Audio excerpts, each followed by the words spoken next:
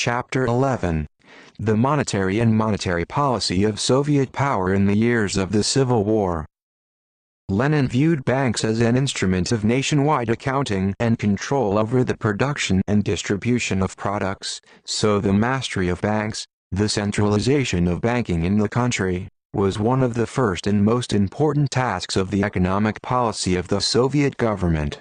At the 7th Congress of the RCP, Lenin, developing the idea of universal control and accounting through the banking network, pointed out, "We here set a concrete task of organizing consumption, universalizing banks, turning them into a network of state institutions, covering the whole country and giving us public accounting and the control conducted by the population itself, which underlies the further steps of socialism." Lenin, Collected Works, Volume XXII, p. 355.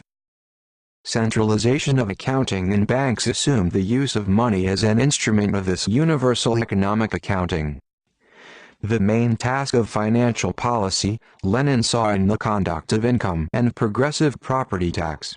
The issue of paper money, as well as the contribution, in Lenin's opinion, were necessary as extraordinary and transitional measures.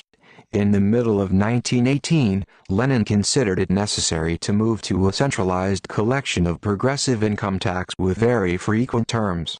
Income tax was to be levied on citizens receiving income from the state treasury.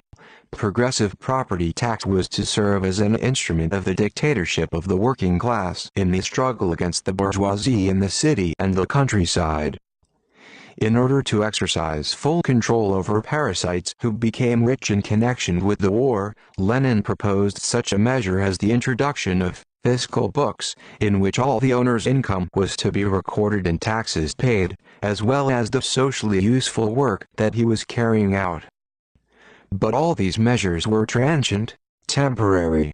The basis of finance under the dictatorship of the proletariat is public property and the main source is income from state enterprises. The working class, mastering the instruments of production of the bourgeoisie, uses them to fight the bourgeoisie, to destroy the classes. In this regard, all previous forms of taxes are used. In all cases, when this appears to be an opportunity. But these cases, Lenin wrote in the draft program of the RCP, in 1919, cannot be numerous after the abolition of private ownership of land and the majority of factories, plants and other enterprises. In the era of the dictatorship of the proletariat and state ownership of the most important means of production, finance must rest on the direct circulation of a certain portion of the revenues from various state monopolies for the needs of the state. The balancing of incomes and expenditures is feasible only if the commodity exchange is correctly formulated, to which the organization of consumption communes and the restoration of transport conduct, which is one of the main immediate goals of Soviet power. Lenin, Collected Works, Volume XXIV, p. 104. Among the sources of financial resources in the first period, almost all the tax revenues of the previous paintings were preserved. Income tax, profit tax, a one-time tax, various excises, duties and income from property and enterprises. The edge of financial policy during the Civil War was directed against the exploiting classes of the city and the countryside. One of the first major acts of the period of the Civil War in the field of finance was the decree of the Central Executive Committee of November 2, 1918, on a one-off emergency $10 billion revolutionary tax.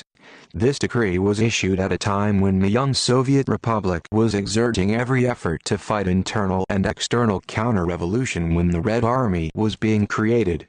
Committees of the poor, rural and city councils were involved in collecting the one-off emergency tax.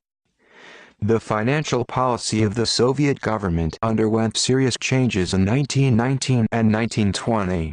The nationalization of banks, industry, private trade and the transfer of the entire commodity stock into the hands of the state narrowed the economic base of the urban bourgeoisie, and finally brought it to naught.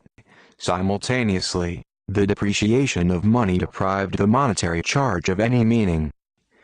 The issue of paper money was a large financial source in the early years of the Civil War. By the end of the Civil War, the depreciation of money and the narrowing of the sphere of their circulation led to a sharp drop in the real value of emissions. By issuing paper money, the Soviet authorities expected to use them as an additional lever for mobilizing resources of local turnover. There was not and could not be a complete closure of the market. Private trade existed in an illegal way.